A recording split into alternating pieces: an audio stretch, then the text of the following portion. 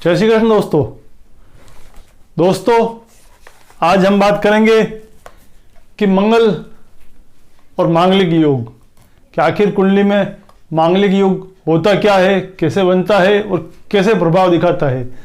क्योंकि नवविवाहित युवक युवतियों के जीवन में सबसे बड़ी अड़चन सगे होने में यही आती है, मांगलिक दोष।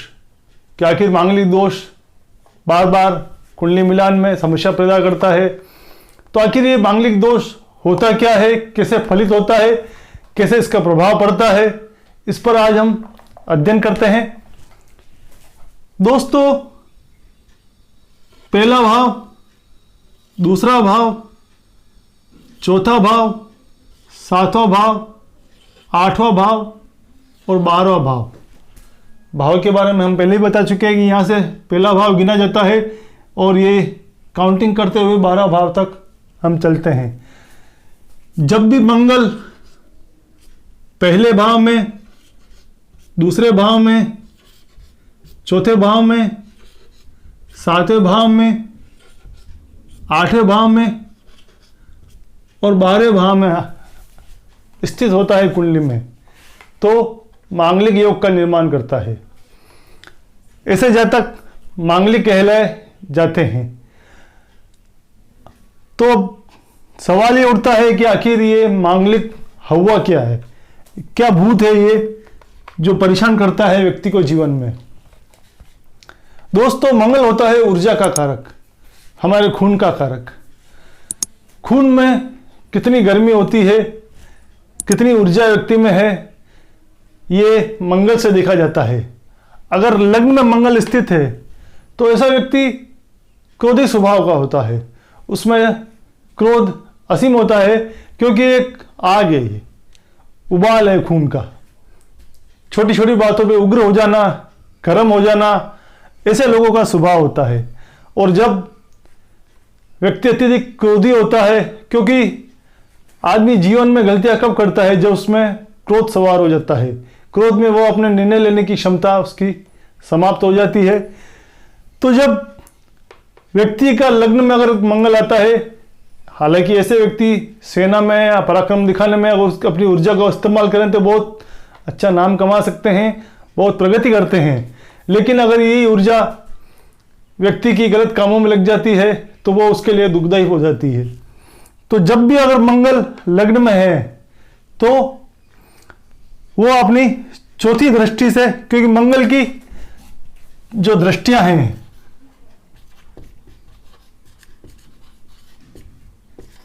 वो मैं पिछली बार भी बता चुका हूं, 4, 7 और 8 ये 3 मंगल की दृष्टियां होती हैं।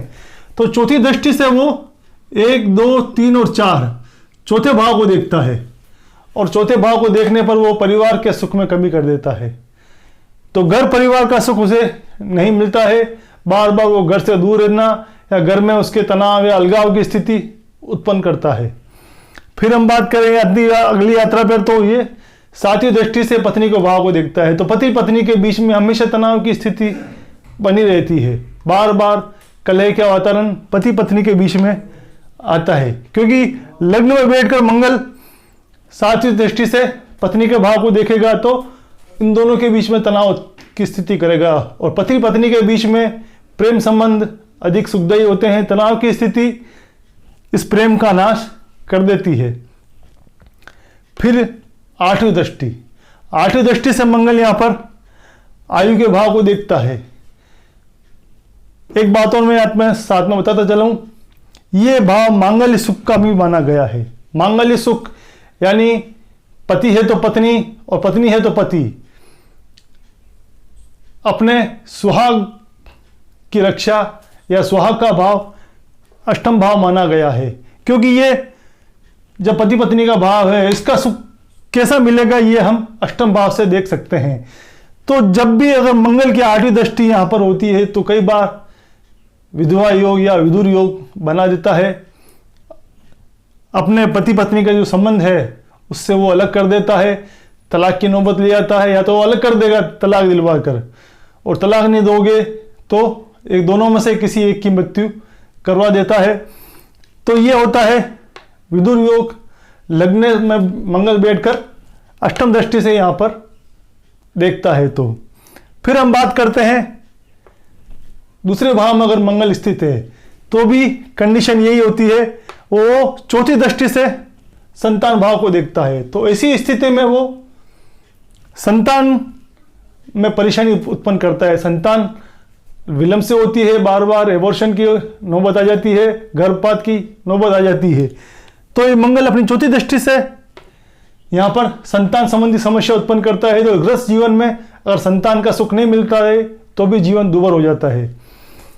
फिर हम बात करें सातवीं दृष्टि से ये मांगलिक सुख का नाश कर देता है और पति पत्नी के जो संबंधों है उसमें भी दरार उत्पन्न करता है। तो इसलिए ये नष्टकारी साबित हो जाता है। फिर हम बात करें अष्टम दृष्टि से भाग्य भाव को देखता है, विवाह का सुख विवाह इससे देखा जाता है। तो विवाह में बार बार विलंब होने के कारण मंगल का आठवीं दृष्टि से नवम भाव को देखना है। तो यहां पर ये विवाह में विलंब या फिर अड़चने पैदा करता है, भाग्य में अड़चने अवरोध उत्पन्न करता है। अगर मंगल यहां पर चौथी भाव में बैठा हुआ है तो सर्वप्रथम वो अपनी पति पत्नी के भाव को चौथी दृष्टि से देखेगा, तो इस भाव का नाश करेगा। फिर हम बात करें सप्तम दृष्टि से कार्य क्षेत्र को देखता है तो वो उसका नाश करता है। और अष्टम दृष्टि से ये ससुराल का भाव होता है, तो ससुराल में का जो सुख है उसका वो नाश कर देता है। तो इसीलिए चौथे भाव का मंगल क्यों, सर्वप्रथम तो अपने परिवार में उसके कलह का वातावरण रहता है, ससुराल में कलह का वातावरण रहता है और पति पत्नी के बीच में कलह का वातावरण रहेगा। तो ये और दशम भाव में वो कर्म क्षेत्र में भी बार बार रुकावट उत्पन्न करता है। फिर हम बात करें सप्तम मंगल, तो यहाँ बैठकर ये मनोस्थिति को चिड़चिड़ा कर देता है, पति पत्नी के बीच में तनाव उत्पन्न करता है, दशम भाव को देखता है और फिर स्वयं लग्न को देखकर डिसीजन पावर को कमजोर कर देता है, बार बार वो अलगाव की स्थिति उत्पन्न करता है। अष्टम दृष्टि से कुटुंब भाव को देखता है, यहां पर बैठकर ये कुटुंब से अलग कर देगा, कुटुंब का नाश कर देता है। दोनों के बीच में आगे जो वंश जिसको कह सकते हैं कुटुंब चलाने वाली, तो उसमें भी वो कई बार अड़चने उत्पन्न करता है। फिर हम बात करें अष्टम भाव में अगर मंगल यहां बैठा हुआ है तो चौथी दृष्टि से ये ससुराल भाव को देखता है, उसका भी नाश कर देता है। सातवीं दृष्टि से ये कुटुंब भाव को देखता है और आठवीं दृष्टि से ये देवर ननन इन भाव को वो दूषित करता है। तो उनके बीच में भी वो तनाव और अलगाव की स्थिति ससुराल में उत्पन्न होती है। अगर व्यक्ति है तो भी उसका अपने ससुराल में अच्छा व्यवहार नहीं बन पाता है, विशेष रूप से साले सालियों के साथ भी अच्छा संबंध नहीं रह पाते हैं। अब हम बात करते हैं 12 भाव का। 12 भाव में अगर मंगल स्थित है तो सर्वप्रथम तो तीसरे भाव से को देखेगा। यहां इसकी दृष्टि इतनी नष्टकारी नहीं होती है, लेकिन यह अष्टम दृष्टि से पति पत्नी को भाव को देखकर इस भाव को बिगाड़ देता है।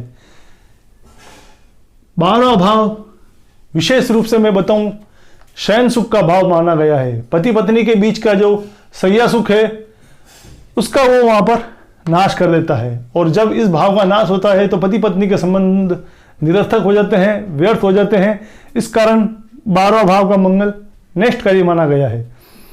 दोस्तों, मंगल ऊर्जा का कारक है, मांगल्य सुख का कारक है और पति पत्नी के जो संबंध हैं, क्योंकि शुक्र वीर का कारक है तो मंगल रज का कारक है।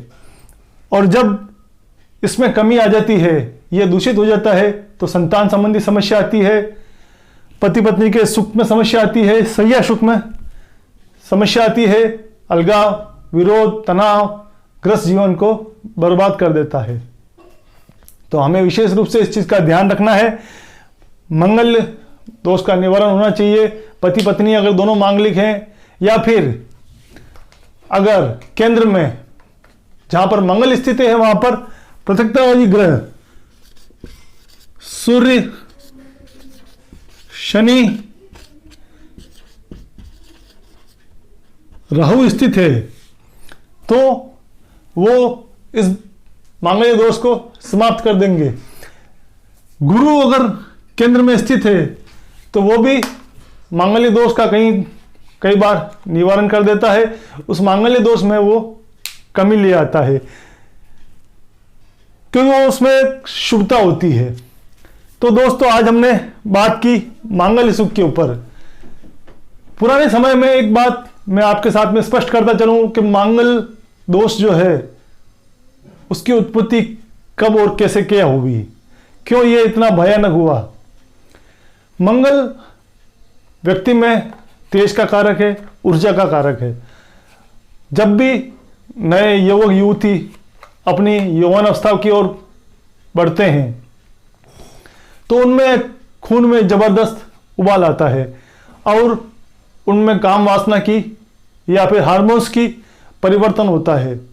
इस परिस्थिति में पहले जो लोग थे, पुराने जो लोग थे, उन्होंने ये परंपरा बनाई कि अगर अत्यधिक काम वासना की वृद्धि हो जाती है या फिर उसमें अनियंत्रित काम वासना आ जाती है मंगल या मांगलिक होने पर, तो उनका विवाह अतिशीघ्र कर दिया जाता था ताकि वो उनमें भटकाव ना हो, समाज में संस्कार बने रहें और मर्यादा बनी रहे।